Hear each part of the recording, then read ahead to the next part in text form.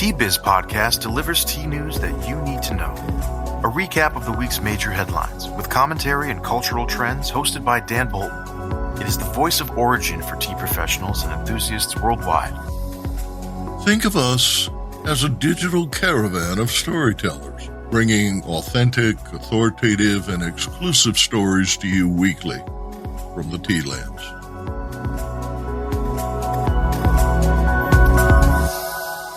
Welcome. It's International Tea Day. Here are the headlines. Assam forbids tea workers to isolate at home. Nepal's first flush is delayed. Kagoshima may soon outproduce Shizuoka in Japan. More in a minute, but first this important message. Avani empowers rural women practicing sustainable agriculture, including tea and crafts such as weaving with natural fiber and plant-based dyes. Up in the towering Himalayas, Kumaon is one of India's oldest tea regions. Today, we raise our cups in the name of Avani Kumaon, a nonprofit dedicated to strengthening farming communities. Cheers to a brighter future for all. To donate, visit avani-kumaon.org. Villagers have celebrated tea at local festivals that date to millennia. In the past 100 years, regional and national tea celebrations gained momentum, driven primarily by corporate marketers. A decade ago, the idea of a global day of recognition with a different message took hold. Joydeep Phukan, who directs the Toklai Tea Research Center in Assam, was tasked by the FAO's Intergovernmental Group on Tea to convince the United Nations General Assembly to focus on producers, creating awareness and appreciation for the small growers responsible for most of the world's tea. That took 5 years. Then the real work began. In 2019, when he learned of the General Assembly vote in favor of International Tea Day, Phukan challenged the industry to, quote, "Now that we have a dedicated day for tea, we need to do interesting things around the day to reposition tea as the most preferred beverage in the world," end quote. Today, you see that commitment passionately on display. There are virtual festivals, seminars, and academic presentations, an all-day sofa summit to hear the voices of origin, and the YouTube series Around the World in 80 Teas, a marvelous virtual visit to the tea lands narrated by Will Battle and Dr. Sharon Hall, who directs the UK Tea and Infusions Association. The UN organized a presentation on sustainability and a panel discussion. In Argentina, Misiones tea growers are presenting a Spanish-language tea conference. In Sri Lanka, the focus is on marketing. In China, the Ministry of Agriculture and Rural Affairs is hosting the Hangzhou Tea Expo, the largest face-to-face tea expo in China since the pandemic. If you love tea, please promote and participate in these activities either live or over the weekend since most are recorded. Today is a glorious day. Let's all share in the tea industry's 10-year overnight success. Visit the Tea Biz blog for event schedules and registration links. Business Insight.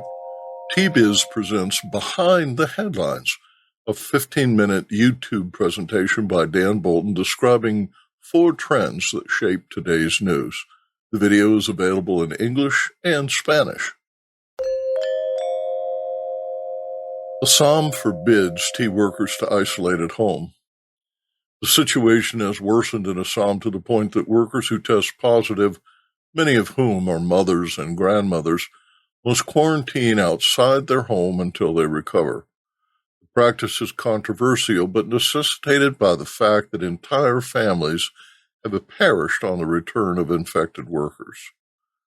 Assam Health Minister Kesab Mahanta announced that, quote, "In the tea gardens, We have taken a tough stance on isolation of the positive patients. No one will be allowed to avail home isolation in the tea gardens." End quote.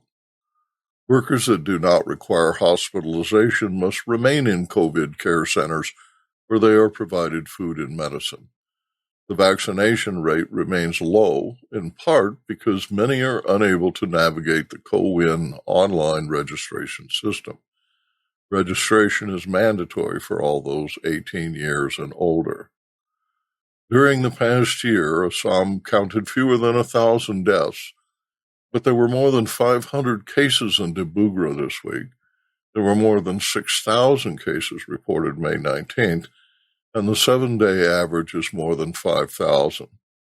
Deaths are approaching 2,500. India recorded the highest COVID one-day fatality rate of any country this week. There are now 26 million active cases with almost 300,000 deaths officially recorded, a tally that is likely an undercount.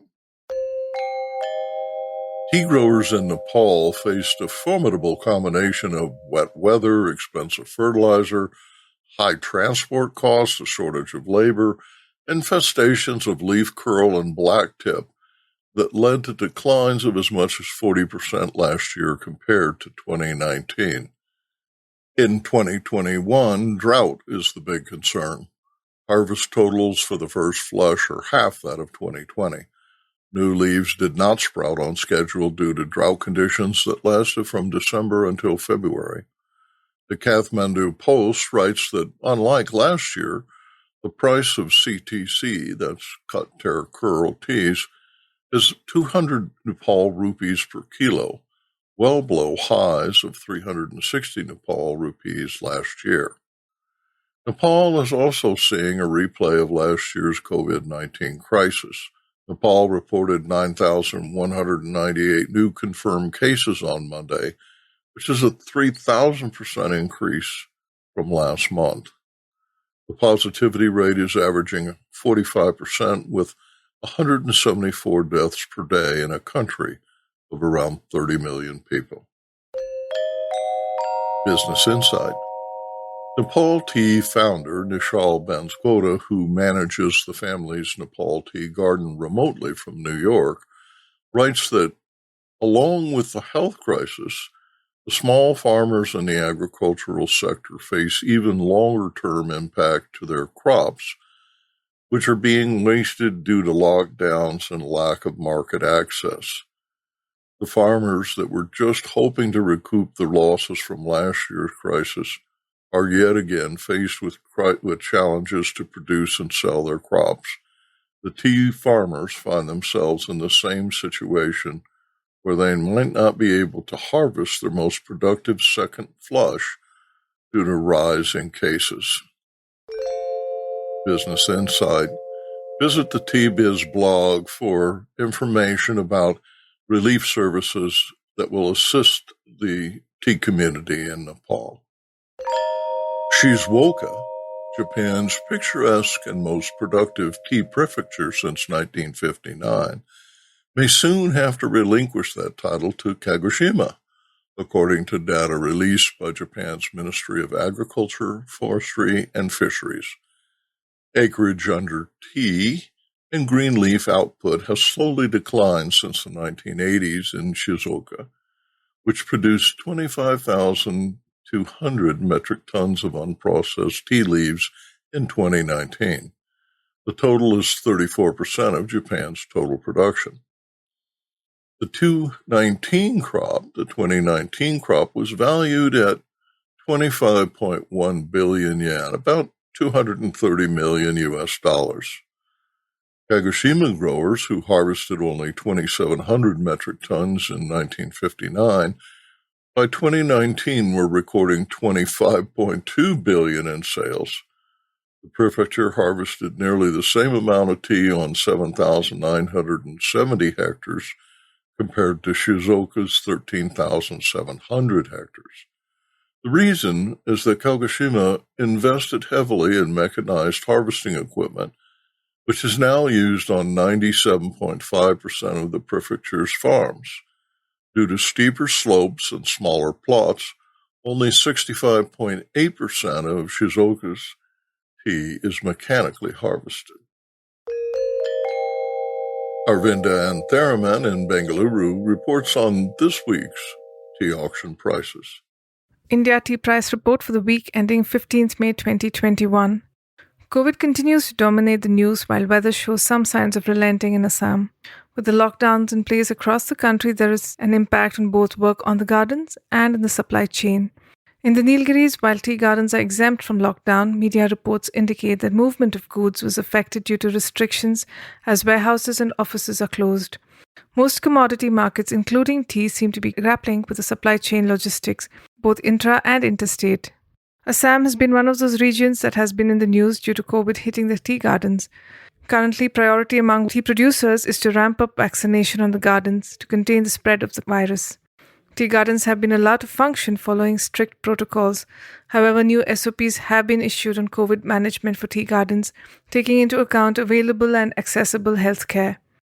Lockdown rules in Assam include a 15-hour curfew from 2 p.m. every day. In a letter to the state government, the Northeastern Tea Association has requested that COVID restrictions for workers and vehicles of tea estates within a 5-kilometer radius of urban and semi-urban areas be relaxed. The letter also points out that transport of green leaves from gardens to factories and also transport for workers who don't live on the gardens necessitates this relaxation. At the auctions, Sale 19 saw good demand for tea and prices remained steady. Kunur auctions for Sale 19 were held on Saturday as Friday was closed for the festival of Ramzan. Kochi saw good participation from Incoserve and Supplyco for dust, leading to price increase by 10 to 20 rupees per kilo. In leaf, CTC leaf fared better than orthodox leaf with 98% offerings sold. CIS and West Asia buyers lent fair support. In Kunur, 124 kilos of green tea was on offer and sold for 301 rupees per kilo. Guwahati auctions also saw green tea offerings with green tea invoices from Doklingia fetching in the range of 350 rupees per kilo. And now, a word from our sponsor. Q Trade Teas works with tea purveyors at every scale, from promising startups to the world's largest multinational beverage brands in the hot, iced, and bottled tea segments. With U.S.-based formulation, blending, and packaging services, Q-Trade can help you innovate, scale up, and grow your specialty tea brand. For more information, visit our website, qtradeteas.com. Tea-Biz this week travels to the slopes of the Kilauea Volcano, where Tea Hawaii founder Eva Lee describes the ongoing tea harvest as unusually wet and 7 weeks later than normal. And then to Massachusetts to learn how a simple beverage transformed Indian culture. Eva Lee pioneered modern tea cultivation in Hawaii, establishing with her husband a tea garden and nursery in the town of Volcano. The farm supplied growers with hearty cultivars first introduced in 2000 by researchers at the College of Tropical Agriculture and Human Resources. Hawaiian tea is grown on farms producing less than 100 kilos a year. Small amounts of premium tea are exported, but most is purchased by local restaurants and tourists. In this conversation, Lee describes how the modest but very strong tea industry adapted during a difficult year. Eva, will you update listeners on this year's tea harvest so far? Our spring season began quite late. And the reason for that is Hawaii has been inundated with a very, very extensive rainy season. We're coming off of about 7+ months of pretty much straight rain, deep, deep saturation. The plants have really responded as we have just broken with the rains and now have sun, and spring is now revealing itself. So the tea plants themselves, I think throughout the state, are expressing themselves considerably more this time of year than they have in the past. Usually we would have begun in February, March for our first flush spring harvest. We have quite a bit of production of harvests that are going on. What makes Hawaii-grown tea so special? Some of the teas are in the native forests that we've got going on, shade grown, up at 4,000 foot elevations. And we also have teas that are down in full sun, 900 foot elevation, also on the east side of the island.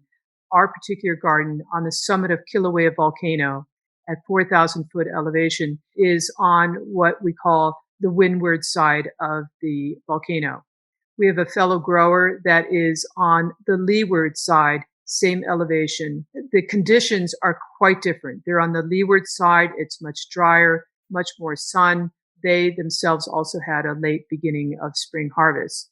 But the microclimates, the conditions that can be just moments away are quite considerable. One of the reasons why the tea is so special is that this generation of tea growers, our first generation tea growers, because we haven't had a history of tea agriculture in the state, everyone that's growing tea are doing a lot of experimentations. They are growing it out of the love of the leaf. Those of us that have established ourselves in the areas that are most conducive, we have mulch and forest canopies that are some that are over 100 years old.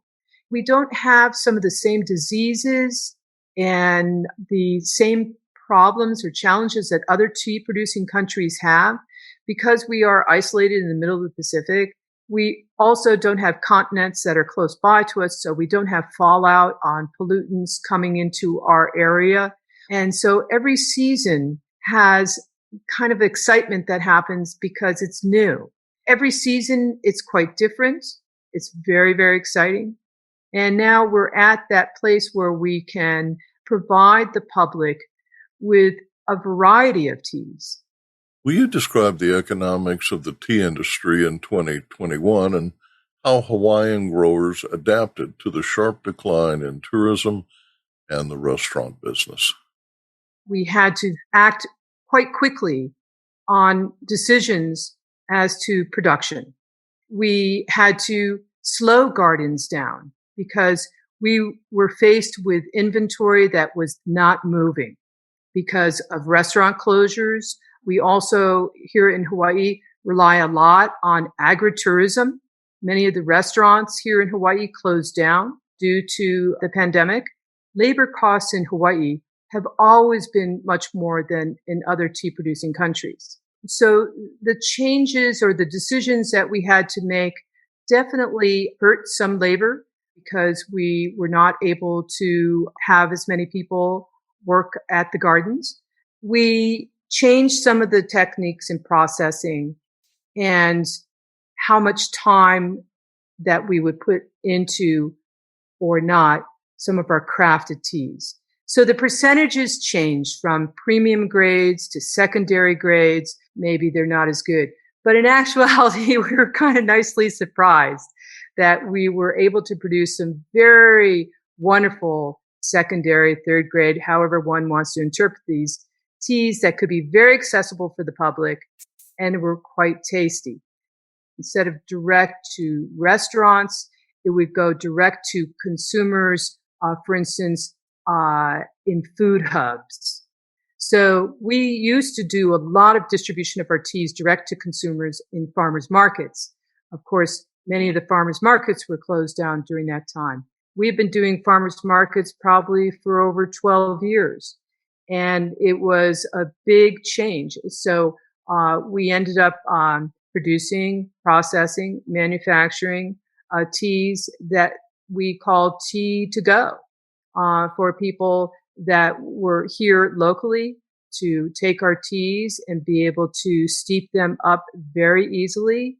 And so we were moving from bulk loose leaf to individually filter packing our teas and doing it all here in Hawaii. So we've then turned into not only growers, producers, but also co-packers. And so our co-packing activities are also on location.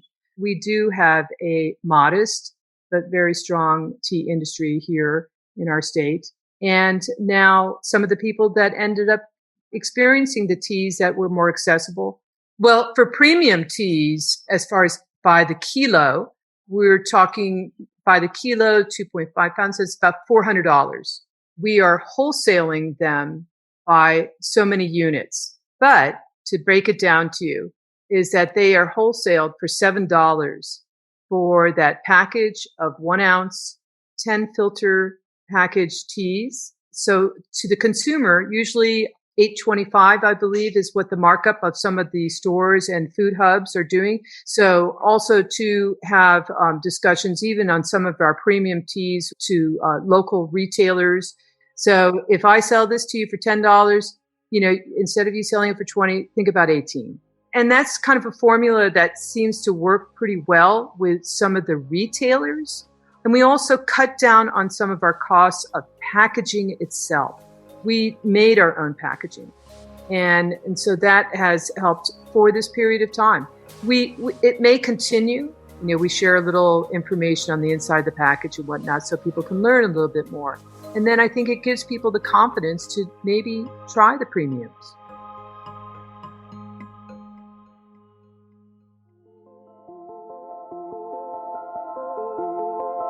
Humans readily adapt to new foods and drink, most with little effect.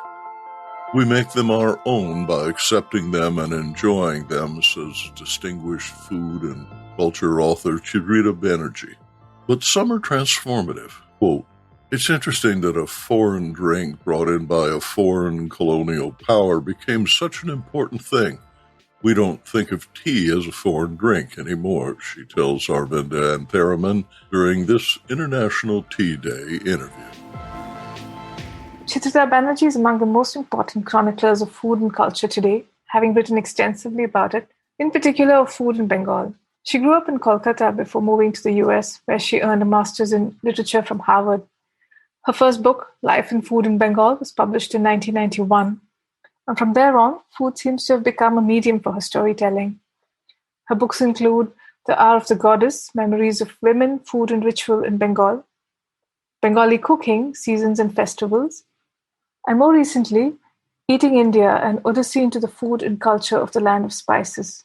Besides fiction and biography, which she also writes. While America has become home, she retains a close connection with India, especially Kolkata and Bengal. For Tea Day this year, I asked to have a conversation with her on tea. To the Bengali, tea is both cultural and personal, and I was curious about where one ends and where the other begins. Would you place tea as part of the Bengali food culture?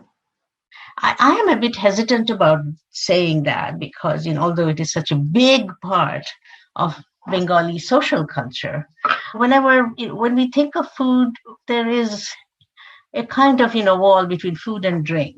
And that is true in the Western concept. The people who write about food in the Western world do not write about wine and stuff. That is a separate kind of expertise, a separate world.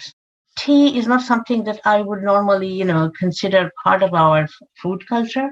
And yet it is part of our relational culture. It's part of our way to bond with each other. It's interesting that a foreign drink brought in by a foreign colonial power became such an important thing. And it has now, at least in Bengal, it has acquired the Bengali identity. We don't think of it as a foreign drink anymore. Very few people actually know the history. Very few people actually realize, the origins of tea, B, how the British colonial politics and economics worked in order to bring tea into India and then get to marketing tea so that Indians would develop a taste for it. It's like potatoes and chili peppers. We think these are our foods.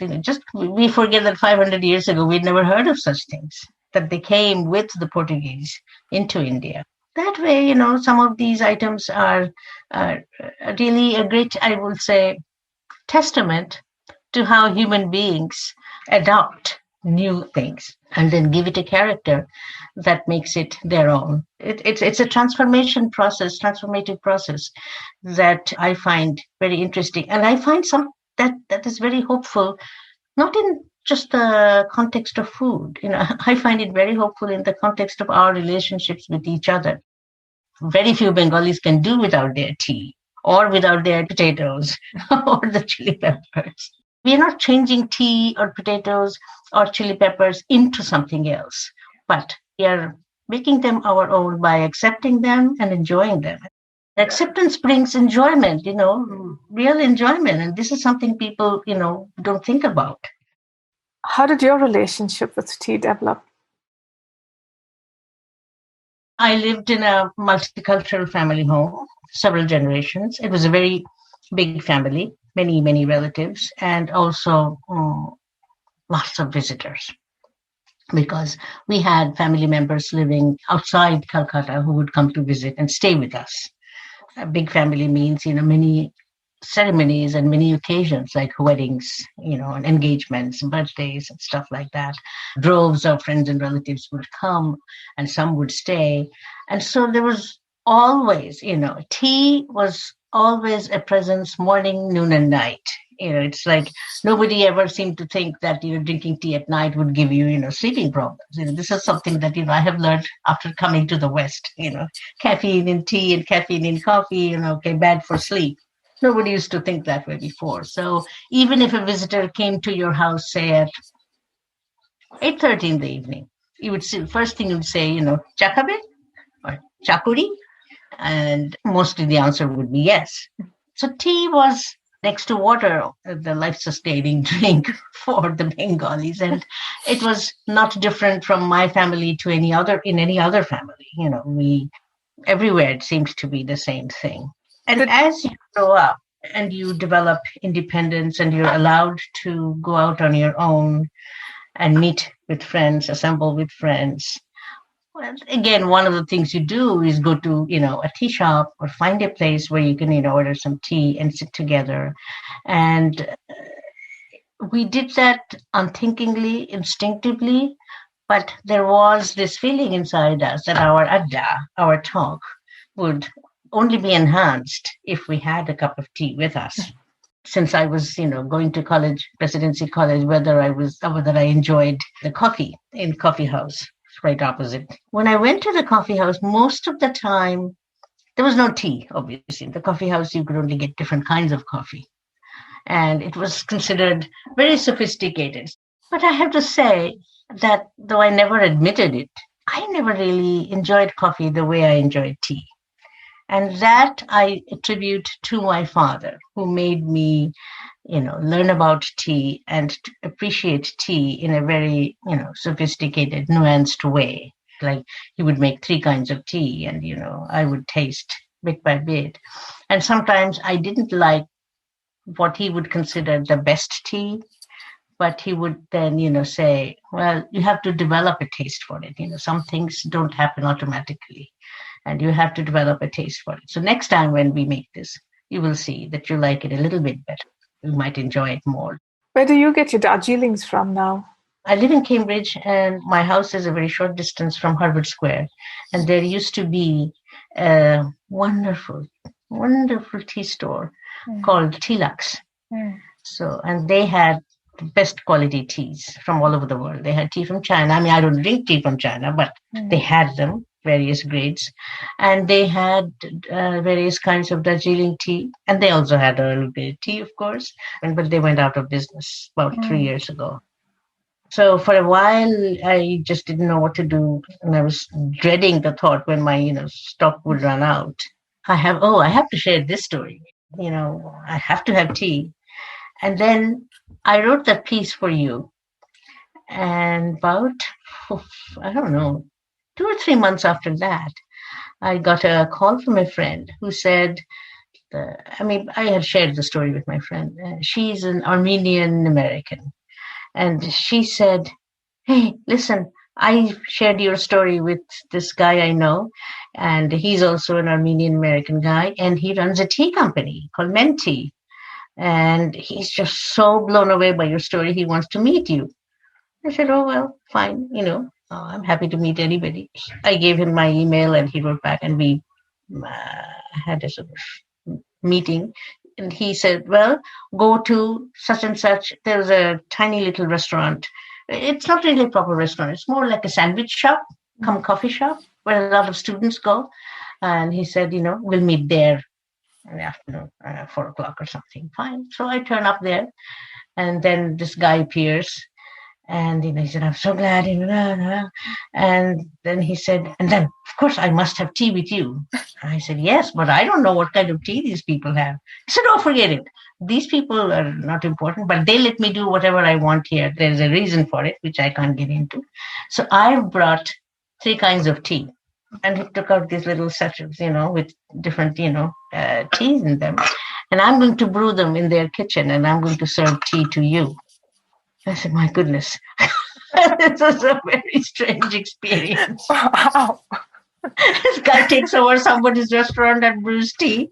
Okay. Oh, wow. So I sat there, sort of feeling like Queen Victoria, God, and he, just like my father, and I said, it's like the past comes back to me like this, he brought different kinds of tea in 3 different cups, and sat there and sort of expectantly looking at me, to taste and tell me which one I liked, which one I didn't, or which one I liked less. And I noticed that he did not offer me either milk or sugar. It had to be the pure tea taste that, he wanted me to have. I did, and one of them was absolutely, wonderful, very, very fragrant, beautiful Darjeeling tea. So he said, well, I'll make a bigger packet of this and mail it to you as a little present. And then I found that Menti, his company, actually does mail order sales. So now I buy tea from them. Oh, nice. Online, yeah. Oh, how lovely. Yeah. Lovely. But the funny thing is, he's now sold the company to a friend. So he said, I only sold it to somebody that I trust who will keep the quality alive and, will not, cut corners and, make ends meet for money or whatever. The best teas will be available always. And he has moved to Maine, where he bought a farm, and he grows wildflowers. In a way, I'm really surprised, but I'm also in a way not. I find that tea seems to touch people in ways beyond any understanding. So have you been able to create a world around tea in Cambridge? One of the things I miss here is that very few people here among my friends enjoy tea. That's one of the things I miss greatly. When I go to Calcutta, it's so different, All the friends that I meet, we will get together over tea. And there's no question that we are going to, have tea together. And, there is the Bengali stuff with food also. So if you visit somebody in the afternoon, it's tea and samosas, or, tea and muri, or tea and spiced muri, stuff like that. That whole dimension of tea drinking, that whole kind of, communal pleasure surrounding the cup of tea, I have not been able to recapture in my American life. In my American life, I am the solo tea drinker. I am the tea drinker who's still making it with great care and still enjoying it, but it is not an active, lively enjoyment with other people. It's more like, it's a reminiscent enjoyment. It's an enjoyment probably, with the past. It's an enjoyment of a drink that takes me back to the past. And I wish it could be different, but, I feel okay. So that can only happen when I go to Calcutta again.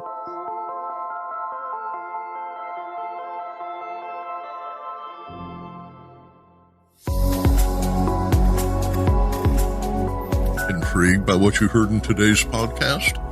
Would you like to learn more from our global network of tea biz journalists and tea experts? Contact them directly through Subtext, a private message-based platform. Avoid the chaos of social media and start a conversation that matters. Subtext message-based platform lets you privately ask meaningful questions of the tea experts, academics, and tea biz journalists reporting from the tea lands. You see their responses via SMS texts, which are sent direct to your phone. Visit our website and subscribe to Subtext to instantly connect with the most connected people in tea. Remember to visit the Tea Biz website for more comprehensive coverage. That's www.t-biz.com. Thanks for listening.